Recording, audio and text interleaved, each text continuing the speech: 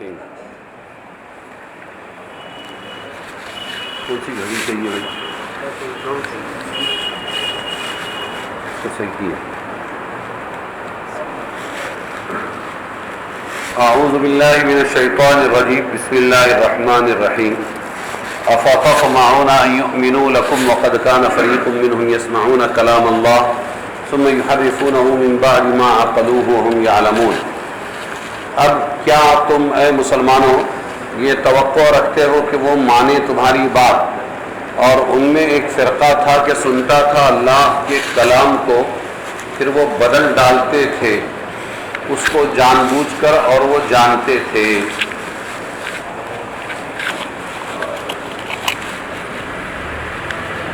مسلمان یہودیوں کو مومن بنانے کی جو کوشش کر رہے تھے، مدینہ منورہ میں یہودی تھے، یہ مسلمان لوگ کوشش کرتے تھے کہ وہ یہودی لوگ مومن بن جائے، اور اس میں بڑی مشقت اٹھاتے تھے. تو یہود کے حالات و واقعات بتا کر اور سنا کر مسلمانوں کی امید کو اللہ نے کاٹنے کی کوشش کی کہ بہت زیادہ ان سے توقع مت رکھو، امید مت رکھو، یہ کیا ہے تم نہیں جانتے، ہم بتاتے ہیں. اے مسلمانوں، کیا یہ سادہ اب توقع رکھتے ہو، امید ہے کہ یہ یہودی تمہارے کہنے سے ایمان لے آئیں گے؟ حالانکہ ان سب مذکورہ قصوں سے بڑھ کر ایک اور بات ان سے ہو چکی ہے. پہلے جو قصے بتائے گئے ہیں کہ ان کو حطۃ کہا، توبہ توبہ بول کر بیت المقدس کے علاقے میں داخل ہو تو انہوں نے حنطۃ کہا. پھر یہ ہے کہ وہ انہوں نے قتل کیا، پھر نبیوں کو قتل کیا، ناحق قتل کرتے تھے. پھر وہ ایک مقتول کو قتل کیا اور اس کے لیے گائے یا بیل ذبح کرنے کا حکم ہوا تو اس میں کتنی انہوں نے سرکشی کی. اور مچھلی پکڑنے سے منع کیا تو انہوں نے کیسے اپنے تورات کے حکم میں تبدیلی کر ڈالی، اللہ کی نافرمانی کی. یہ سب واقعات کے علاوہ ایک اور بات ابھی تم کو بتاتے ہیں.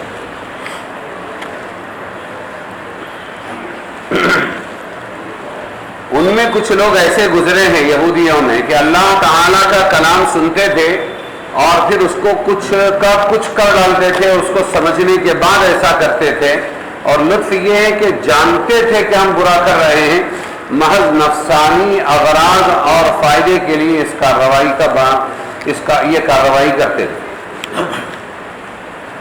بات انکشاف ہے اللہ کی طرف سے. وَقَدْ كَانَ فَرِيقٌ مِّنْهُمْ یسمعون کلام اللہ، اور ان میں کا ایک فرقہ تھا، ایک گروہ تھا یہودیوں میں سے جو سنتا تھا اللہ کے کلام کو، ثم یحرفونہ، پھر اسے بدل ڈالتے تھے اس کو جان بوجھ کر اور سمجھنے کے بعد، حالانکہ وہ جانتے تھے کہ ہم برا کر رہے ہیں. یہ اتنے برے ہیں کہ یہ اللہ تبارک و تعالیٰ کے کلام کو بدلتے ہیں اور بدلتے آئے ہیں اپنے دنیاوی فائدے کے لیے. تو یہ کیا تمہارے اس کلام اللہ کو اور قرآن کو قبول کریں گے؟ اس لیے بہت زیادہ ان کے لیے تکلیفیں مت اٹھاؤ اور بہت زیادہ تم ان سے امیدیں مت باندھو، اس لیے کہ یہ بہت بگڑے ہوئے ہیں. فائدہ مطلب یہ کہ جو لوگ ایسے بے باک اور اغراض نفسانی کے اسیر ہوں، قیدی ہوں، وہ کسی کے کہنے سننے سے کب باز آنے والے اور کسی کی کب سننے والے ہیں. تو کیا کہا کہ کلام اللہ کو سننے کے بعد. اب کلام اللہ سے مراد تورات ہو سکتی ہے، اس لیے کہ ان کی کتاب تو تورات تھی، اس وقت تک قرآن نازل نہیں ہوا تھا. اور سننے کے بعد سے مراد حضرات انبیاء سے وہ سنتے آئے تھے کہ دیکھو تورات میں یہ لکھا ہے، یہ لکھا ہے، یہ، اور اس کو بدل تعریف جس کو کہتے ہیں، اس سے مراد بعض کلمات یا تفاسیر یا کلمات اور اس کی تفسیریں سب بدل ڈالنا ہے.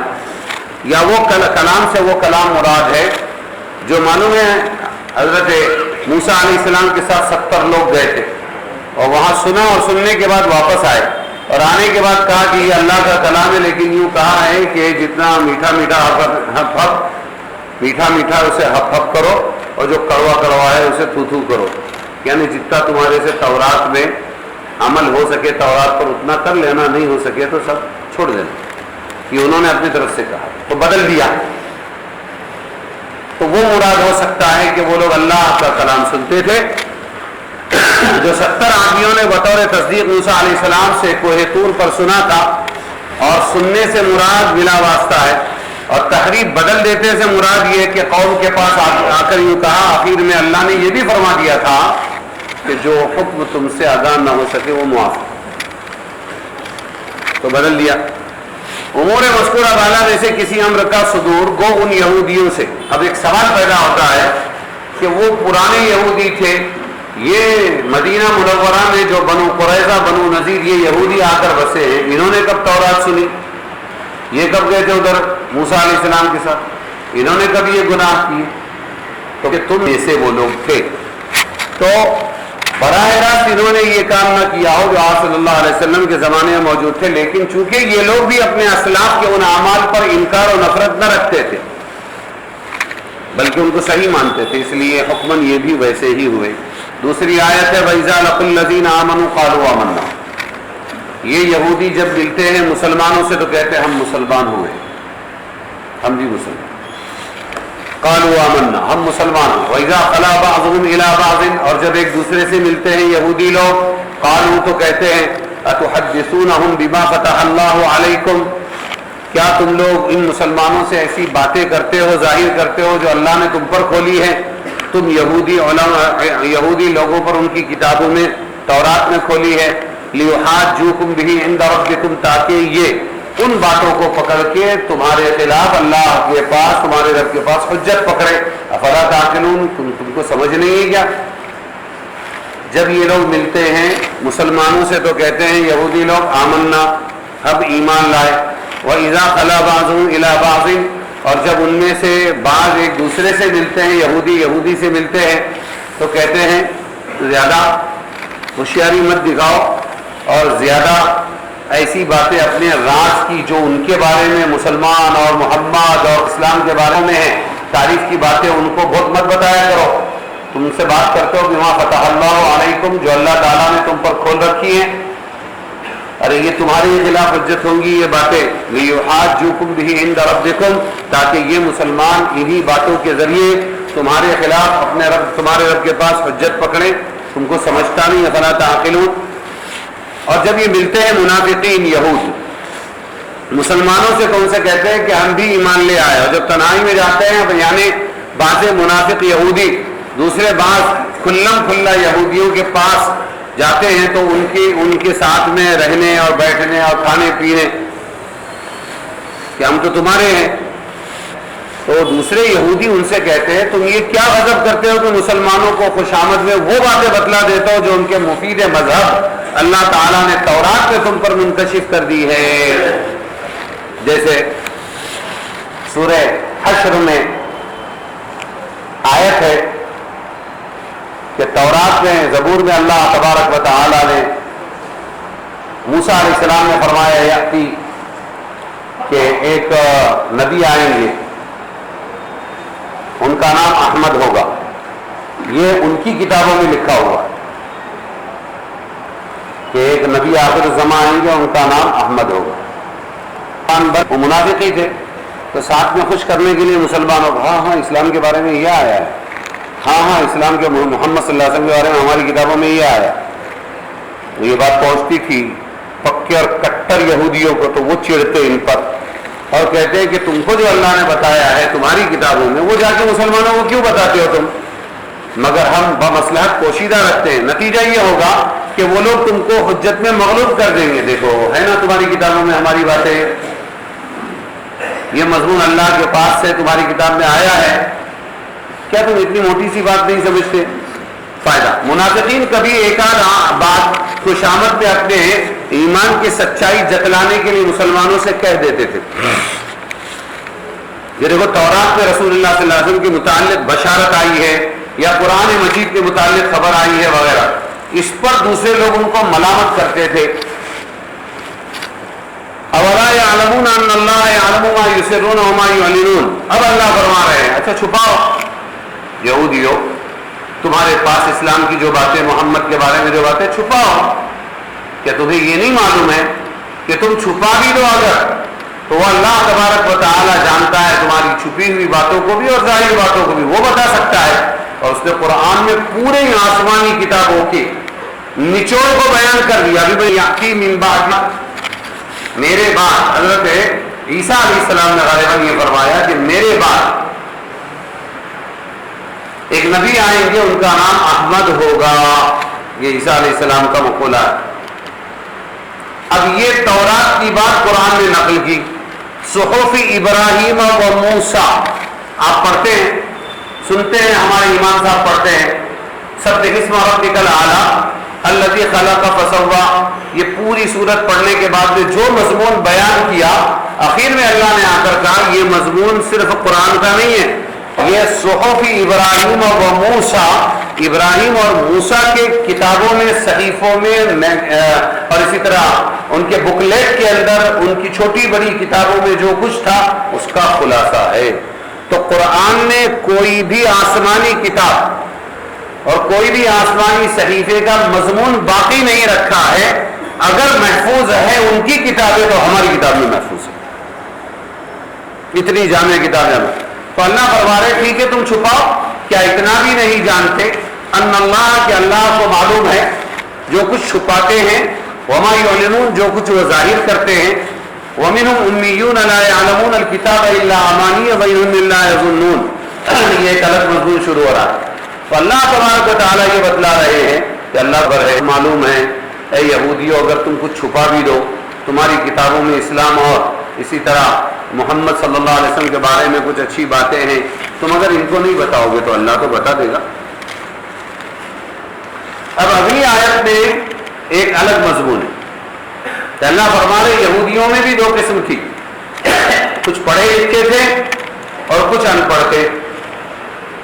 جو پڑھے لکھے تھے وہ کیا کرتے تھے، ابھی بتایا کیا کرتے تھے کہ وہ لوگ وَقَدْ كَانَ فَرِيقٌ مِّنْهُمْ يَسْمَعُونَ كَلَامَ اللَّهِ، پڑھے لکھے لوگ اللہ کا کلام سنتے تھے، تورات سنتے تھے، ثُمَّ يُحَرِّفُونَهُ، پھر اس کو بدل دیتے تھے اپنے فائدے کے لیے، تھوڑے پیسے حاصل کرنے کے لیے اس کو بدل دیتے تھے، مِن بَعْدِ مَا عَقَلُوهُ، سمجھنے کے بعد، اور وہ جانتے تھے وہ ہم یعلمون کہ ہم غلط کام کر رہے ہیں۔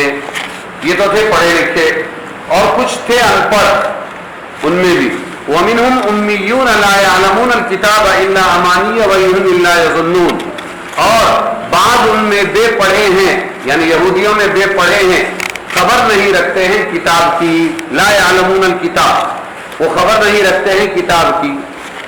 پھر کہ الا امانیہ، مگر سوائے جھوٹی آرزوؤں کے، کچھ جھوٹی آرزویں ہیں، کن باتیں، دل کو خوش کرنے والی باتیں، اور وہ اسی میں لگے ہوئے، وہ بھی اسلام کی طرف نہیں آتے ہیں۔ الا امانیہ، مگر چند خوش کن باتیں یا سوائے جھوٹی آرزوؤں کے۔ وَإِنْهُمْ إِلَّا يَظُنُّونَ، اور ان کا حال یہ کہ بس وہ خیالی دنیا میں بھٹکتے رہتے ہیں، وہ خیالات ہیں ان کے، بس خیالات پکاتے رہتے ہیں۔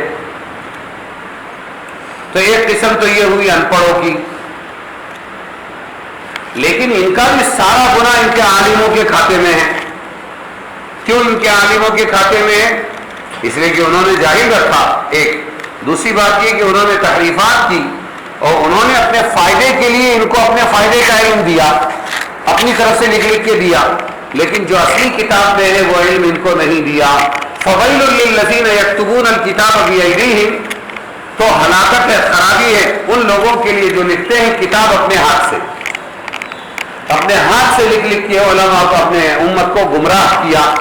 ثم یقولون، پھر یوں کہتے ہیں، ھذا من عند اللہ، یہ اللہ کی بات ہے۔ ہاں، یہ لکھتے ہیں اپنی قلم سے، اپنی طرف سے، اپنے فائدے کا اور سامنے والے کو خوش کرنے کا، اور پھر کہتے ہیں ھذا من عند اللہ، یہ اللہ کی طرف سے ہے۔ لیشتروا بہ ثمنا قلیلا، کیا ملتا ہے اس پر؟ تاکہ لے لیں اس پر تھوڑا، صرف دنیا کی ضرورت پوری کرنے کے لیے، کچھ پیسے ایٹھنے کے لیے اس کے من کے مطابق فتویٰ دے دیا۔ لیشتروا بہ ثمنا قلیلا فویل لہم مما کتبت ایدیہم، سو خرابی ہے ان کو اپنے ہاتھوں کے لکھے سے، جو انہوں نے لکھا اس سے بھی ان کو خرابی پہنچنے والی، یعنی بربادی ہے۔ وَوَيْلٌ لَهُم مِّمَّا يَكْسِبُونَ، اور ان کے لیے خرابی ہے ان کی اپنی کمائی سے بھی۔ یہ لکھنا، قرآن میں تحریف کرنا، یہ تورات میں تحریف کرنا، یہ بھی ان کی ہلاکت ہے، اور جو مال اس پر کمایا انہوں نے وہ بھی ان کے لیے ہلاکت ہے۔ پہلا طبقہ تو امی ہے، یعنی ان پڑھ ہے، وہ کتاب جانتے ہی نہیں، خالی خیالوں میں بھٹکے رہتے ہیں، اور جو ان کے علماء ہیں ان علماء سے اپنے مطلب کی بات لیتے رہتے ہیں۔ دوسرا طبقہ ہے علماء کا، وہ علماء کون ہیں کہ ان کے جو یہودیوں کے عالم ہیں وہ اپنی طرف سے من چاہا فتویٰ، من بھایا فتویٰ، من بھاتا فتویٰ وہ لکھتے ہیں اور ساتھ میں دلاسا بھی دیتے ہیں۔ یہ اللہ کی طرف سے بہت بڑی دیری، بہت بڑی دیری۔ ہمارے نبی صلی اللہ علیہ وسلم نے فرمایا کہ دیکھو حدیثیں جو بیان کرتے ہو نا میری طرف سے کہ یہ حضور صلی اللہ علیہ وسلم نے فرمایا، یہ حضور صلی اللہ علیہ وسلم، یہ اتنا بھاری گناہ ہے اگر غلط بیان کرو کہ من جس نے بھی اس بیان کی حدیث نہیں ہے وہ جانتا ہے اور جان بوجھ کے پھر وہ کہتا ہے کہ یہ حدیث ہے تو وہ اپنا ٹھکانہ جہنم میں بنا لے۔ جب حضور صلی اللہ علیہ وسلم نبی کی بات نہیں اور جھوٹی بول کر یہ نبی کی بات ہے کوئی چلائے تو وہ ٹھکانہ جہنم میں بنائے، تو یہ ھذا من عند اللہ، یہ اللہ کی بات ہے بول کر جو اپنی بات کھپائے وہ کہاں ڈالا جائے گا؟ کتنا بھیانک عذاب ہوگا۔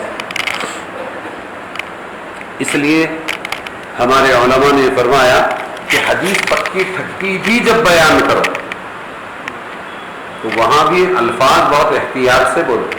بھائی ایک حدیث کا مفہوم ہے، مفہوم کا مطلب ہوتا ہے جو ہم نے سمجھا ہے۔ حدیث کیا ہے؟ بہت اونچی چیز ہے، وہ عربی میں ہے، اپنے کو عربی آتی بھی نہیں اور ترجمے بھی بہت غلط ہوتے ہیں، ہم کو معلوم ہے۔ تو پھر کہ وہاں یہ بول دیا کرو، اس سے ملتی جلتی بات حضور نے فرمائی تاکہ وہ وبال اپنے پہ نہ آئے۔ جان بوجھ کر جھوٹ بول دیا اگر حدیث کے بارے میں نہیں معلوم ہے اگر تو پھر نہیں بولنا چاہیے۔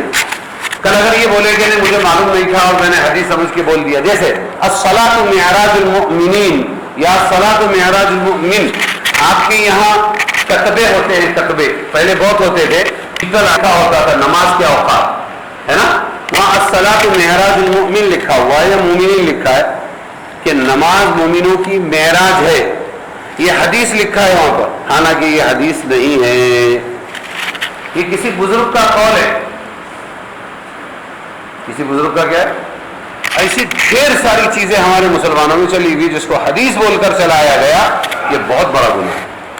تو وہ تو اتنے خطرناک تھے کہ وہ تو علماء ہو کر کہتے تھے جان بوجھ کر ھذا من عند اللہ، یہ اللہ کی طرف سے، ہم جو لکھ کے دے رہے ہیں یہ اللہ کی طرف سے، اور بیچارے عوام اس پر عمل کرتے۔ فویل لہم مما کتبت ایدیہم، تو ہلاکت ہے ان کے اپنے ہاتھوں کے لکھے سے، اور خرابی ہے ان کو اپنی کمائی سے۔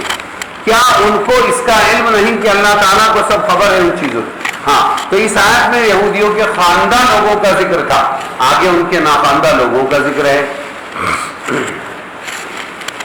اب پھر ہاتھوں سے لکھنے والوں کے بارے میں فرماتے ہیں، ہاں تو یہ کہہ رہے ہیں ناخواندہ لوگوں کے بارے میں کہ ان یہودیوں میں بہت سے ان پڑھ ہے، بغیر پڑھے ہوئے ہیں، جو کتابی علم نہیں رکھتے لیکن بلا سند دل خوش کن باتیں بہت یاد ہیں، بغیر سند کی دل کو خوش کرنے والی باتیں، ارے بولو، بہت یاد ہیں جی، اور ویسے ہی بے بنیاد خیالات پکا لیتے ہیں، اور اس کی وجہ یہ ہے کہ کچھ تو ان کے علماء کی تعلیم ناقص اور مخلوط ہے، اور پھر اوپر سے ان میں سمجھ کی بھی کمی ہے یہودیوں میں۔ ایسی صورت میں سوائے بے بنیاد خیالات کے حقائق واقعیہ کی تحقیق کہاں نصیب ہو سکتی ہے؟ بقول شخص کریلا نیم چڑھا، کب میٹھا ہو سکتا ہے؟ ایک تو کریلا اور پھر نیم چڑھا۔ یہ کہیں گے کہ ایک کریلا تو عام، اس کی بیل عام جگہ ہوتی ہے، ٹٹیوں پر ہوتی ہے، کھیتوں میں ہوتی ہے، اور ایک کریلا بیچارہ نیم کا درخت بازو میں تھا، اس کی بیل چڑھ گئی کس پر؟ کریلے پر، نیم پر، نیم کے درخت پر وہ چڑھا، تو نیم پہلے سے کڑوا، اس پر کریلا کڑوا، دو کڑوے جب ملے تو پھر کڑوا ہی کڑوا ہو گیا، اب اس سے مٹھاس کی کوئی توقع نہیں رکھ سکتے۔ ایسے ہی ان کے جاہل یہودی، ایک تو پہلے جاہل اور پھر اس کے بعد کچھ آدھی ادھوری معلومات اور وہ لے کر پھر خیالی پلاؤ پکاتے رہتے ہیں اور ہم حق ہے یہ کہتے رہتے ہیں. اور چونکہ ان کی توہم پرستی میں ان کے علماء کی خیانت کا بڑا سبب ہے، اس لیے جرم میں وہ بھی اپنے عوام سے زیادہ ہوئے. علماء اگر فکر نہیں کریں گے اپنے ماتحت مسلمانوں کے اندر لانے کی اور سکھانے کی، اگر علماء کوشش نہیں کریں گے تو اس خیانت کی وجہ سے جرم میں علماء بھی اپنے عوام سے زیادہ بڑھ جائیں گے. اور اسی کا بیان اب آگے ہو رہا ہے، وہ چاہے یہود ہو چاہے مسلمان. اس لیے جہاں علماء عوام کی یہ ذمہ داری ہے کہ دکان میں وہ مال بھریں جس کا لیبل لگایا ہے لا الہ الا اللہ محمد الرسول اللہ، جب مسلمان کا ٹائٹل زندگی میں لگایا ہے تو اسلام کو بھی اپنی زندگی میں سیکھنا چاہیے، یہ اس کی ذمہ داری ہے. تو وہاں سکھانے والے علماء کی بھی ذمہ داری ہے کہ علماء بھی ہر ممکن یہ فریضہ انجام دے، ورنہ اللہ کے پاس ان کی بھی پکڑ ہو جائے گی. دونوں کو فکر کرنا پڑے گا. جب عوام مذکورین قابل زجر و توبیخ ہے اور ان کے جہل کا اصل سبب ان کے علماء ہی ہیں، تو بڑی خرابی ان کی ہوگی جو لکھتے ہیں بدل صدل کریں ادلا بدلی کر کے کتاب تورات کو اپنے ہاتھوں سے اور پھر عوام سے کہہ دیتے ہیں یہ حکم خدا کی طرف سے یوں ہی آیا ہے. آج کوئی قرآن میں اور فتوے میں اپنی طرف سے اگر یہ حرکت کرتا ہے سامنے والے کو راضی کرنے کے لیے، تو وہ بھی اللہ کے نزدیک ایسا ہی گناہگار ہو. اور غرض صرف یہ ہوتی ہے کہ اس کے ذریعے سے کچھ نقد قدر قلیل وصول کر لے، سو بڑی خرابی پیش آئے گی ان کی اس تحریف کتاب کی بدولت بھی جس کو ہاتھوں نے لکھا، اور بڑی خرابی ہوگی ان کو اس نقد کی بدولت بھی جس کو وصول کرتے تھے. فائدہ عوام کی رضا جوئی کے لیے غلط سلط مسئلے بتلا دینے سے ان کو کچھ نقد وغیرہ بھی وصول ہو جاتا تھا اور ان کی نظر میں وقات اور وقار بھی رہتا تھا. اسی غرض سے توریت میں لفظی اور معنوی پھیر پھار بھی کرتے رہتے تھے. اس آیت میں اسی کی وجہ تھی. اور آگے اتنی جرأت تھی ان لوگوں میں، یہ یہودیوں میں،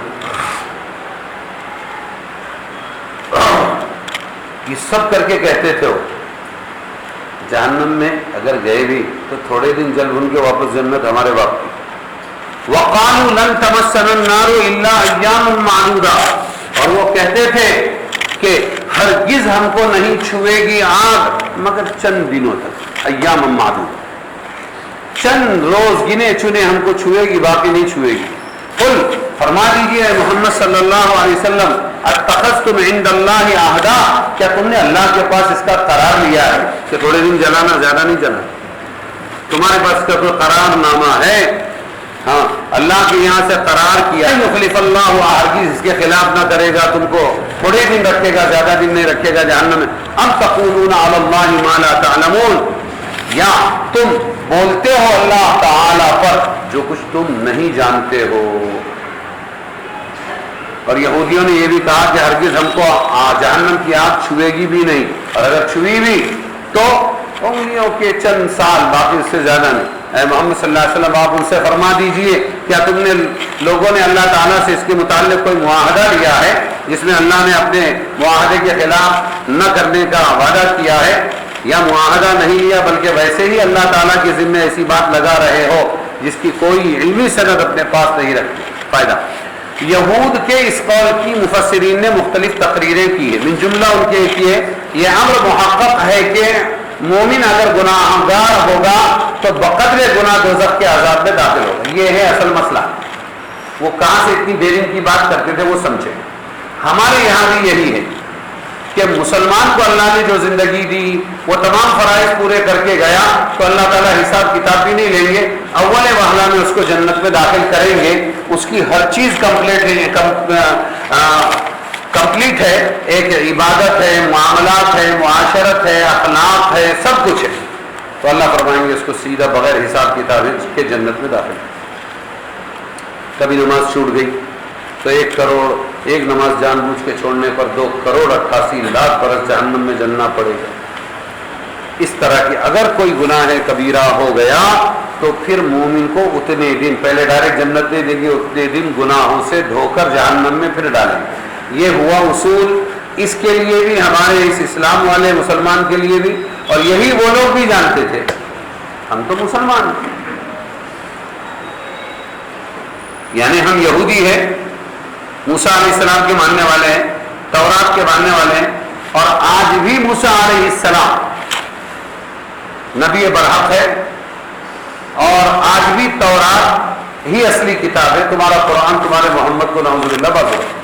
جب ہم حق پر ہوئے، جب ہم مومن ہوئے، مسلمان ہوئے، پھر بھی ہم سے اگر یہ جو بتا رہے ہیں اللہ تعالیٰ تم نے سنیچر کو گڑبڑ کی اور یہ کیا اور کچھ کتابوں میں تحریف کر ڈالی اور یہ اللہ کی طرف سے بول کر کچھ دکشنا کما لیا، یہ چھوٹے موٹے جو گناہ ہم سے ہوئے ہیں، اس کی وجہ سے اگر جہنم میں ہم کو ڈالا بھی گیا، تھوڑے دن جل بھن کر پھر ہم پاک صاف ہو کر واپس جنت میں جانے والے ہیں۔ اس پر وہ ڈیری کے ساتھ کہتے تھے لن تمسنا النار الا ایاما معدودا، ہمیں ہرگز نہیں چھوئے گی آگ جہنم کی مگر چند دنوں کہ اس قول کی لکھی ہے مومن اگر گناہ گار ہو تو بقدر گناہ دوزخ کے عذاب میں داخل ہو، لیکن ایمان کی وجہ سے دائمی عذاب جہنم کا اس کو نہیں ہوگا، بعد چندے نجات ہو جائے گی۔ مومن ہمیشہ ہمیشہ جہنم میں نہیں رہے، جو ایمان سے محروم ہوگا وہ جہنم میں ہمیشہ رہے گا، ورنہ یہ ایمان اتنا قیمتی ہے کہ حدیث پاک کا مفہوم ہے، آپ صلی اللہ علیہ وسلم نے فرمایا، اللہ تعالیٰ فرمائیں گے جس کے دل میں گیہوں کے دانے کے برابر بھی ایمان اگر ہے، گیہوں کے دانے کے برابر، اس کو بھی جہنم سے نکالو۔ پھر اسی حدیث میں اور جس کے دل میں اس سے کم رائی کے دانے کے برابر بھی ایمان، اس کو جہنم سے نکالو۔ پھر تیسرے ذرے کے برابر بھی اگر اس کے دل میں ایمان ہے، ذرہ ہمارے جھوپڑپٹیوں میں ہم نے بچپن میں دیکھا پتھرا ہوتا ہے، یہ ہوتا ہے تو اس میں سے کچھ سورج کی کرنیں باہر سے اندر آتی ہیں، وہ جب آتی ہے تو کچھ ایسے ذرے اڑتے ہوئے نظر آتے ہیں، وہ ہے ذرہ، آئٹم جس کو آپ کہتے ہیں انگلش میں، اتنا بھی ایمان ہے تو چل جائے گا۔ اور اس کی تشریح کروں، حیات الصحابہ میں ایک حدیث ہے، آپ صلی اللہ علیہ وسلم نے فرمایا ایک زمانہ آئے گا قرآن یہ تمام اعمال نماز جمعہ سب اٹھا لیے جائیں گے، پھر ایک وقت آئے گا قرآن کے کاغذ پر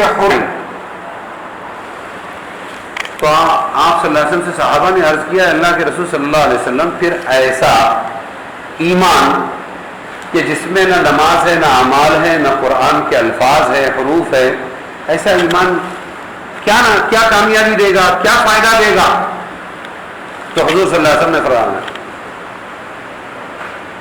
ینجیہم من النار ینجیہم من النار ینجیہم من النار، ایسا ایمان جو صرف نام کا ایمان ہوگا، بھائی ہم مسلمان، اتنا اچھا، اس سے زیادہ کچھ نہیں، ہم مسلمان، یہ بھی انہیں جہنم سے نجات دلائے گا، یہ بھی جہنم سے نجات دلائے گا، یہ بھی جہنم سے نجات، یہ ہے ایمان۔ تو وہ ایمان والا جو گناہگار ہوگا اسے جہنم میں صرف اس لیے ڈالا جائے گا کہ جنت پاک صاف جگہ ہے، اس کے گناہوں کا میل دھل جائے، لیکن اللہ حفاظت فرمائے ایک نماز جان بوجھ کر چھوڑنے پر 2,88,00,000 برس جہنم میں جلنا پڑے گا، تو جن کے اور باقی گناہ ہوں گے کتنا جلنا پڑے گا؟ تو دائمی عذاب مومن کو نہیں ہوگا، وہ کافر کو ہوگا۔ پس یہود کے دعوے کا حاصل یہ تھا کہ چونکہ ان کے بزعم دین موسوی منسوخ، وہ مومن ہے، ہم مومن ہیں، انکار نبوت حضرت عیسیٰ اور جناب حضور صلی اللہ علیہ وسلم سے کافر نہیں ہوئے۔ موسیٰ علیہ السلام کے بعد پھر کون آیا؟ حضرت عیسیٰ علیہ السلام، ان کے 500 سال کے بعد حضرت محمد مصطفیٰ صلی اللہ علیہ وسلم۔ تو نہ وہ یہودیوں نے عیسیٰ علیہ السلام کو مانا، نہ انجیل کو مانا، نہ محمد صلی اللہ علیہ وسلم کو مانا، نہ قرآن کو مانا۔ اس انکار کے باوجود ہم مومن، ان کا ہی کہنا تھا۔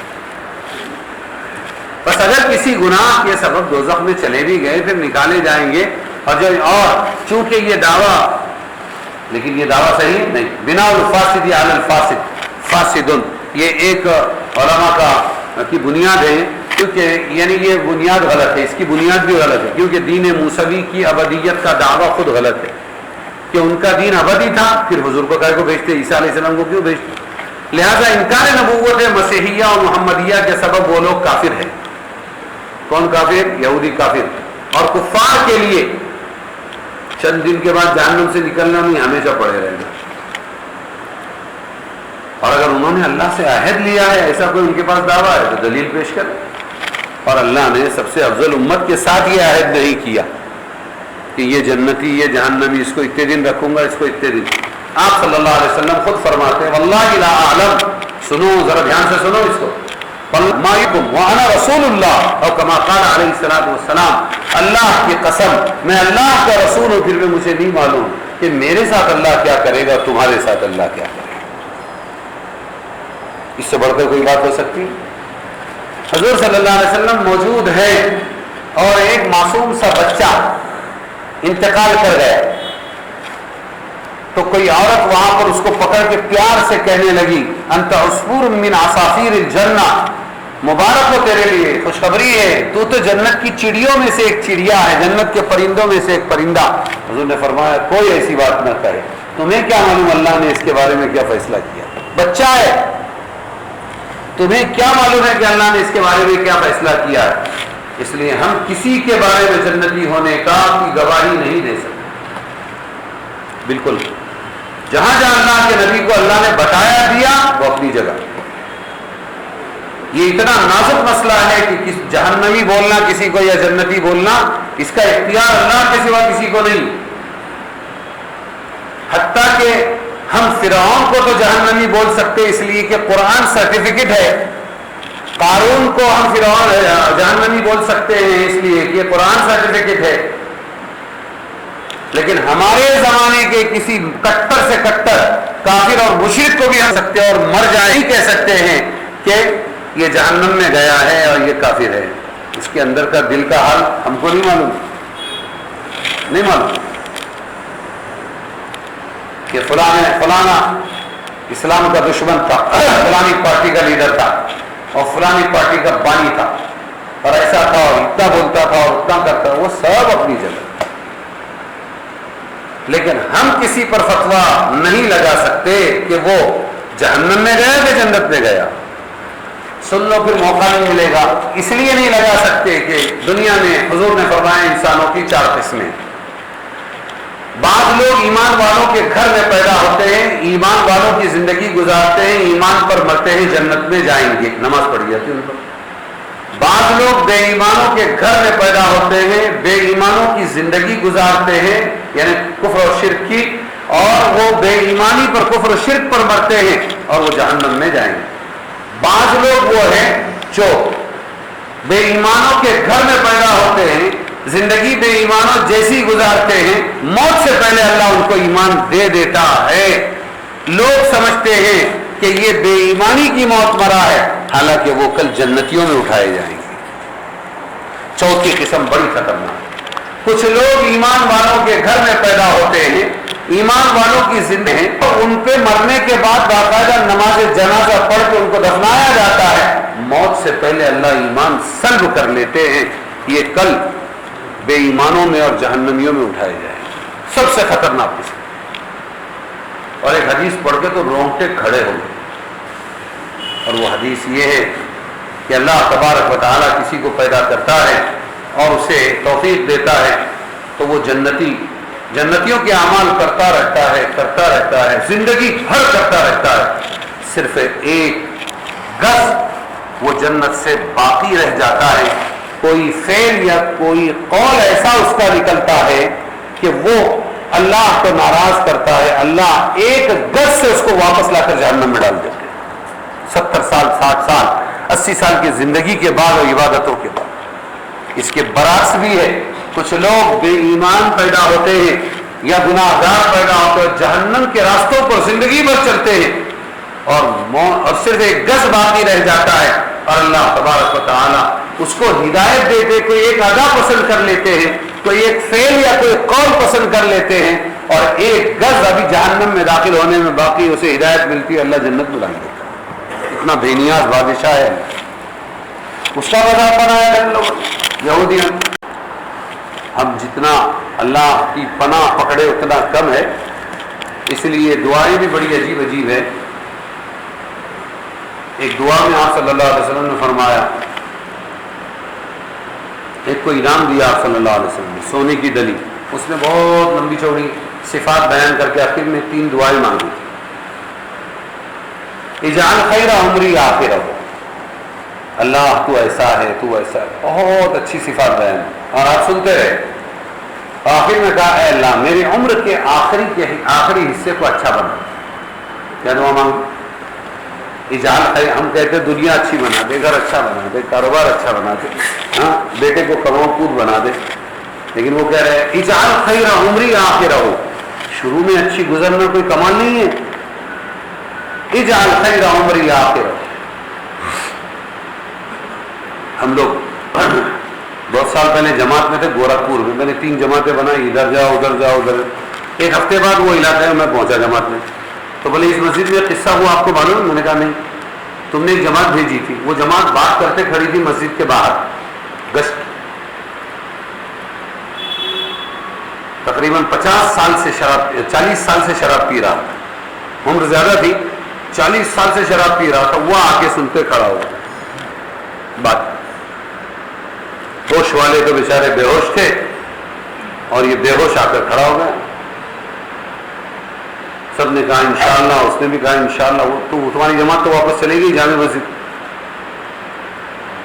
اس کے بعد یہ اس کو کیا اللہ نے توفیق دی، یہ آیا غسل وضو سے فارغ ہو کے، اور اس نے ایک نماز پڑھی، پھر 2 پڑھی، پھر 3، 5 نمازیں پڑھی اس نے. اب وہ کون سی پہلی کون سے آخر تھی مجھے پکا ہے. اور 5ویں نماز پڑھنے کے بعد مسجد ہی میں اس کا انتقال. 40 سال سے شراب پی رہا. تو بڑا عجیب ہے، بڑا بے نیاز ہے، بڑا غنی ہے. نبی کے باپ کو بھی ہدایت نہیں دیتا، نبی کے چاچا کو بھی ہدایت نہیں دیتا، نبی کے دادا، نبی کے ماں باپ کو بھی ہدایت نہیں دیتا، نبی کی بیوی کو بھی ہدایت نہیں دیتا. خالی محنت کرنا تمہارا کام ہے، نبیوں کو بھی اس پر لگا رکھا. انک لا تہدی من احببت ولکن اللہ یہدی من یشاء. اللہ ہدایت دے چاہے. تو ہم کو کوشش بہت کرنی چاہیے اور اللہ سے ڈرتے بھی رہنا چاہیے کہ اللہ تبارک و تعالیٰ پتہ نہیں کب ہدایت سلب کر لے.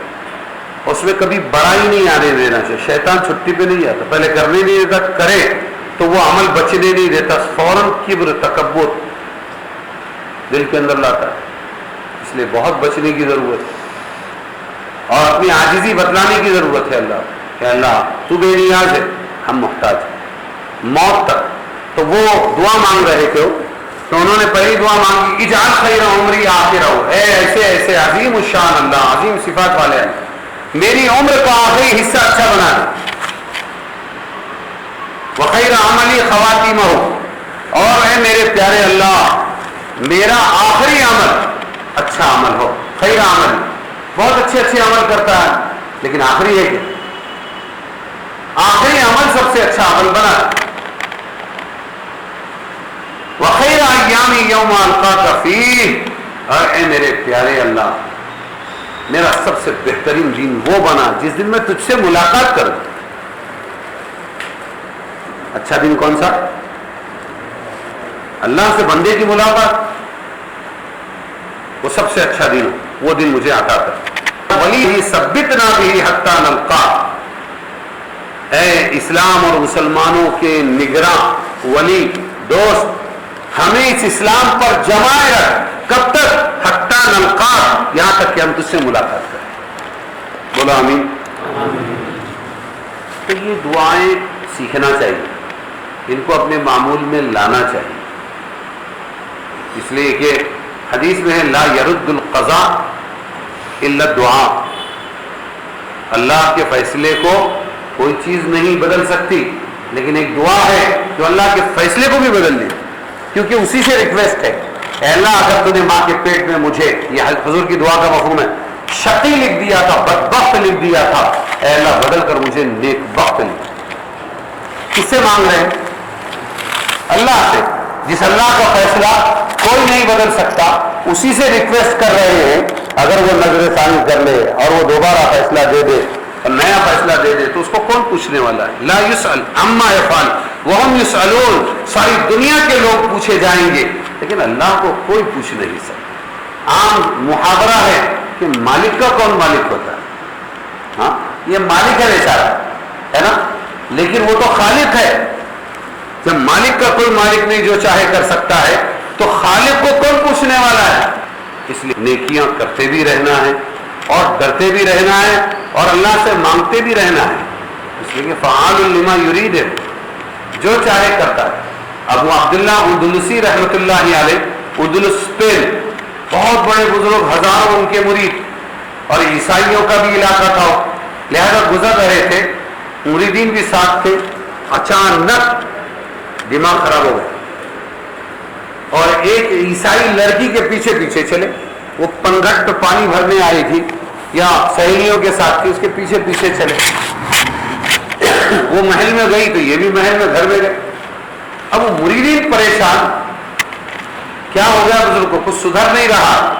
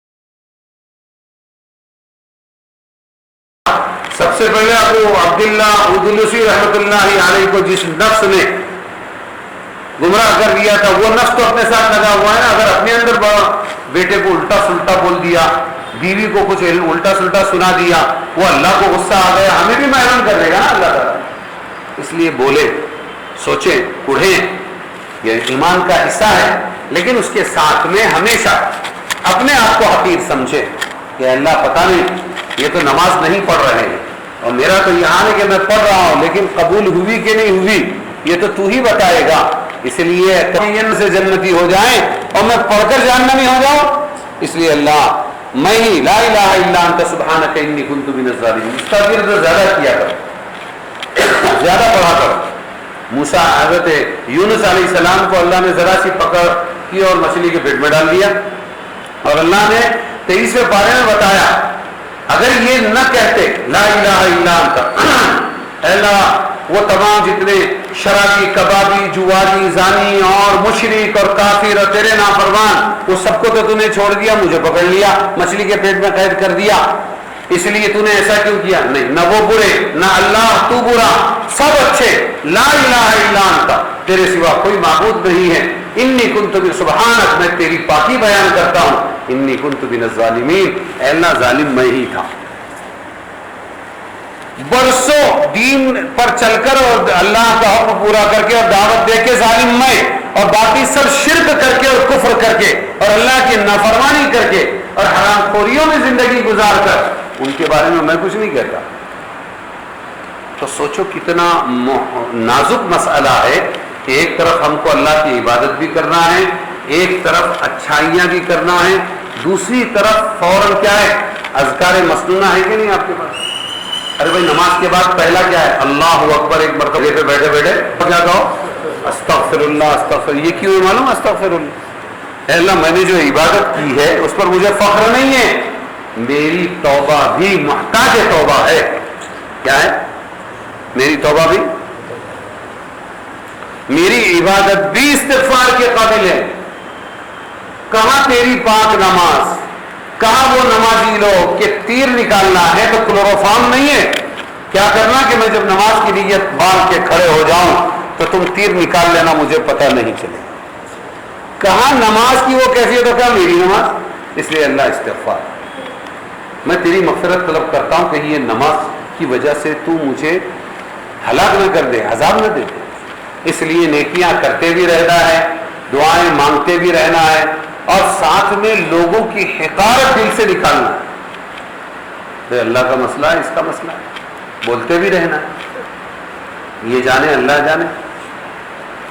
تو بہت نازک مسئلہ ہے. اللہ تبارک و تعالی ہم تمام کو عمل کرنے کی توفیق عطا فرمائے، اور اللہ تعالی ہم سے راضی ہو جائے، اور اللہ تبارک و تعالی ہم تمام کو اس کی ملاقات تک ایمان پر اور دین پر جمائے رکھے، محروم نہ فرمائے. اللہم صلی علی